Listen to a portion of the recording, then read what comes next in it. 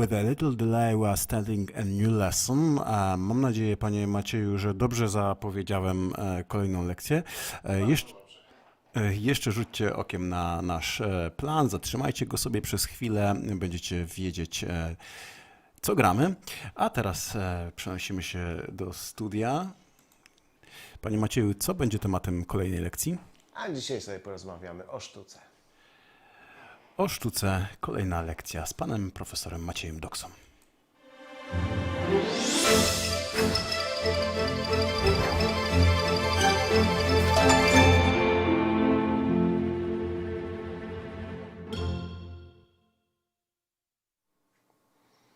Good afternoon. Today we are going to talk about art. So, art is around us. There are different types of art. So let's talk about this. Let's say what types of art there are. Well, in general, art is divided into some groups or categories. First of all, we have fine arts. What is fine arts? Fine arts in Polish is translated as sztuki piękne. So, for example, painting, for example, sculpture.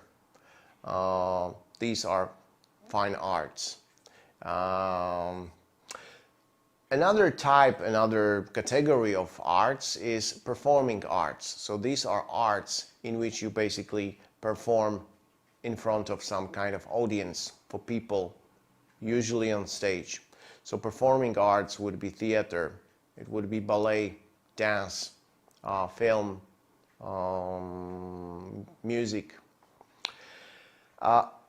Also a category of arts which includes some of the types which I have already mentioned are visual arts. So arts connected with producing pieces of art that you look at. So it could be painting, but it could be also film, it could be producing some kind of images, pictures, you know, electronically, and so on and so on. We also have something that we call contemporary art. Contemporary means something that is nowadays, czyli współczesny. So art which is created nowadays. The art which was created long time ago, the traditional art, and contemporary art is the art that we create nowadays. So very often contemporary art is much different from the art of the past. We also have abstract art, which is quite controversial, which is quite difficult to understand, difficult in reception, because very often the people, the audiences who, you know, look at this art, they don't know what it is about, they don't understand this. Sometimes it is very strange, it needs to be explained to the audiences. Tak? Czyli sztuka abstrakcyjna. Some people even say that this is no art, that anybody can do something like this because it's strange, yes, and they don't really understand this. So as I said, abstract art is controversial, but still it is a kind of art. Also conceptual art, sztuka koncepcyjna, in which you invent some concepts and try to, you know, express these concepts in different ways. Okay, so let's talk about fine arts. Fine arts is the traditional, well, sometimes not so traditional type of arts. So as I said, it includes painting and drawing, czyli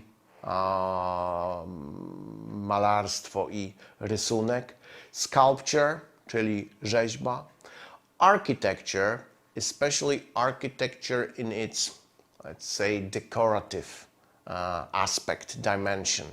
You know, if you build a normal block of flats, like contemporary now, is it art? Well, it's architecture because it's a building, yeah, so it is architecture, but is it art? Well, sometimes yes, sometimes not. So it depends how you look at it. It depends what kind of building it is. You can build, residential building that will actually include some art, but most of them are just buildings, so-called utility buildings, czy budynki użytkowe that we just use. But if you look at architecture of the so-called bygone ages, so long time ago, you will of course see art there. Yes, we are here in Torun, so if you go to the old town, look at the architecture of the old town, of course you will see a lot of art in there. Photography, yes, it's a type of visual art. It can also be included in the fine arts. Of course, photography, which is artistic, not like the everyday pictures that we take with our smartphones. However, well, of course, you can also take an artistic picture with the smartphone, but it has to be, artistic. Pottery. What is pottery? We know Harry Potter, but do we know what pottery is? Pottery is basically creating things from clay. What's clay? Clay is a material. It's a type of, well, soil, glina. So you make usually some kind of pots, naczynia, garnki. That's why it's called pottery. Po polsku garncarstwo, wyroby z gliny, and so on and so on. This is of course also art because, well, you can make these objects look more artistic, not just as usual everyday objects. Another category is performing arts, so arts in which people perform, czyli występują. Tak, po polsku się na to mówi sztuki sceniczne. Fine arts to sztuki piękne, natomiast performing arts sztuki sceniczne, because people, perform on stage. Not always, but usually. So theater is performing art. Opera, ballet, dance, music, film. So in all of these types of arts, you perform on stage or just for some audiences. Now, the next slide shows us the names of different art venues. What's a venue? Well, venue basically is a place. It can be a building, it can be a stadium, it can be a hall in which some events, mass events for people, for audiences take place. So art venues are venues where art is presented. So what kind of places are these? For example, a gallery. A gallery in Polish is almost the same. Galeria, art gallery. There is just one thing you have to remember, because nowadays when we say gallery, idę do galerii, we don't mean art gallery, we mean the shopping center. So always remember, Galeria handlowa in English is not, a gallery. When you go to do some shopping to a shopping center, it's a shopping center or shopping mall, but not a gallery. Gallery is something that presents art gallery. What will you find in a gallery? Well, in a gallery, you will find exhibitions. What's an exhibition? Well, okay, exhibition is not a place, it's a thing, let's say. To jest wystawa, yeah? So it's an organized show of some art. We say exhibition. Tu musicie być ostrożni, jeżeli chodzi o wymowę tego słowa exhibition. Tak jak słyszycie, tam się nie wymawia tego H. To nie jest exhibition, tak? To jest exhibition. X jak Z i potem bez tego H jest nieme. Exhibition. So I'm going to a gallery to watch some painting exhibition. A theater. Of course, when you want to watch some plays, you go to the theater, a cinema, that's clear, a concert hall, and an opera house. Here, with an opera house, you have to be careful because po polsku mamy słowo opera, które oznacza dwie rzeczy. Jako utwór muzyczny i również jako budynek, gdzie takie utwory są wykonywane dla publiczności. Po polsku jedno i drugie to jest opera. Natomiast po angielsku opera to jest utwór muzyczny, natomiast opera jako budynek to jest opera house. Trzeba to house dodać. Okay, so what kind of people are involved in creating arts? Of course, the most obvious one is an artist, so the person who creates the art.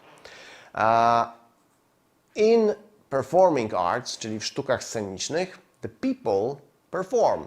That's why they are called performers. Performers, no to są ci, którzy występują. Nie ma po polsku dobrego słowa na to jednego. Performer to jest ktoś, kto po prostu występuje na scenie, artysta i tak dalej. In performing arts you also have musicians. In fine arts you have painters. In ballet you have ballet dancers. A propos słówka ballet, pozwólcie, że poprawię, bo już widzę, że tutaj jest pewien błąd, a nie chciałbym, żeby on został. Powinno być ballet przez 2L, ale oczywiście złośliwy podpowiadacz słownikowy sobie zamienił to słówko. Także zróbmy to, o właśnie, żeby było tak. A propos słówka ballet, zwróćcie uwagę na wymowę. To jest słówko, które wywodzi się z języka francuskiego i w angielskim też czyta się tak troszkę po francusku, czyli nie ballet, tylko ballet, czyli jak widzicie na końcu to T jest nieme i wymawia się z takim jakby i na końcu, czyli ballet, a ballet dancer. Okay, what other people are involved in creating art? A sculptor. A sculptor is the person who creates sculptures. Skoro sculpture to rzeźba, to sculptor to rzeźbiarz. A musician. I believe we have already had this. A potter. We have talked about pottery, czyli garncarstwo. Pamiętajcie, pot po angielsku to naczynie lub garnek. Od tego mamy pottery, czyli garncarstwo. I od tego mamy również a potter, so is the person who creates pots, who does pottery, czyli garncarz. Czyli Harry Potter po polsku, gdyby był Polakiem, pewnie nazywałby się jak? No nie wiem, Rysiek Garncarek, coś w tym stylu. Okay, we also have a poet, so it's a person who writes poems. Poem to wiersz, poet to poeta. So a poet writes poems and many poems or poems taken together are poetry. And of course we have actors and actresses. This is one of the really few words in English which have separate word, separate version for both genders. So males are actors and females are actresses. For other people, for example, connected with art, there is no such difference. So poet to jest i poeta, i poetka. Potter to i garncarz, i garncarka, chyba tak to po polsku powinno być. And so on and so on. Now let's talk about painting. Painting is one of the most popular types of fine arts. So what are the words connected with painting? Of course, painting to malarstwo, painting to obraz pojedynczy. What kind of paintings are there? Well, a landscape. It's a painting in which you paint, the area in front of you, czyli krajobraz, pejzaż. To jest krajobraz, pejzaż jako po prostu fragment terenu, to co widzimy, ale również rodzaj obrazu. A portrait. Portrait, so it's the painting of some person. Yes, usually of their face, sometimes the whole body. Oh, it depends. Still nature. This is quite an interesting type of painting. Still, the English word still in Polish means wciąż, nadal. I still love you, baby. Ale still również jest przymiotnikiem, który oznacza nieruchomy. Nieruchoma natura. Po polsku oczywiście martwa natura. My mówimy na to martwa natura. Anglicy mówią still nature. So this is of course a type of painting. Those of you who still remember, you have probably had to paint still nature when you were younger at school. It's quite popular. A scene. Sometimes in the picture you don't really have landscape or portrait or still nature. No, you have a scene of life, a situation with or without people. So you also, it's a type of painting, yes, a scene, czyli scena jakaś rodzajowa, tak często na to się też mówi. Of course, we can also have abstract paintings. So paintings which do not present anything real, anything that we know, anything true, which, abstract paintings are not an exact reflection of life. They are abstract, so they can contain shapes or some lines or some other signs or images that don't really look like anything that we know. Well, it's an abstract painting. A watercolor. This is a painting which has been made using special type of paint, which is called watercolor paint or watercolors, czyli tak zwane akwarele. Akwarela, aqua to woda, tak, czyli farby, jakieś takie farby wodne. Po angielsku nazywa się je watercolors. So when you see a picture which was made in this technique, we say it's a watercolor. Także to jest akwarela jako typ obrazu. An oil painting, obraz olejny. Again, this is a type of paint that we use to create such paintings. Obraz olejny właśnie, namalowany farbą olejną. When you want to paint a picture, you need some painting equipment. Of course, the most obvious one is a brush. Brush in English has different meanings, but these things are basically similar to each other. Brush to szczotka, ale oczywiście w malarstwie raczej szczotek się nie używa zbyt często, natomiast używa się pędzli, tak? Więc jest to w tym kontekście pędzel. A palette. The Polish word in this context is exactly, well, maybe not exactly, but it's more or less the same. Paleta, tak? Paleta malarska. So you use it to mix paints and to create new colors, new shades. A canvas. What's a canvas? Well, a canvas is this kind of base, foundation on which you paint, czyli płótno. Po polsku to jest dosyć ciekawe słowo, ponieważ generalnie oznacza to płótno, niekoniecznie malarskie, w ogóle płótno jako materiał. W malarstwie też mówi się na to płótno lub bardzo często mówi się na to podobrazie, tak? Czyli to, na czym malujemy faktycznie. An easel. Well, what is an easel? When you paint a picture, you have this canvas and you have to, well, put this canvas in some place. But you usually don't put it on the wall or you don't put it on the floor because it's a little bit uncomfortable. You put it on some kind of some kind of wooden frame that is called an easel. Po polsku sztaluga, sztaluga, tak, czyli ta taka jakby rama drewniana, na której opieramy obraz, kiedy go malujemy. So this is called an easel. When you finish painting, very often, usually, you put the painting in a frame. Frame, czyli ramka. Frame can also be a verb, czyli czasownik. To frame a painting means włożyć obraz w ramę, oprawić. O, tak to się po polsku właśnie mówi, szukałem tego słówka. Oprawić obraz. Sculpture, czyli rzeźba. What things are connected with sculpture? Clay. Clay is the material that we often, but not always, of course, use to produce sculpture.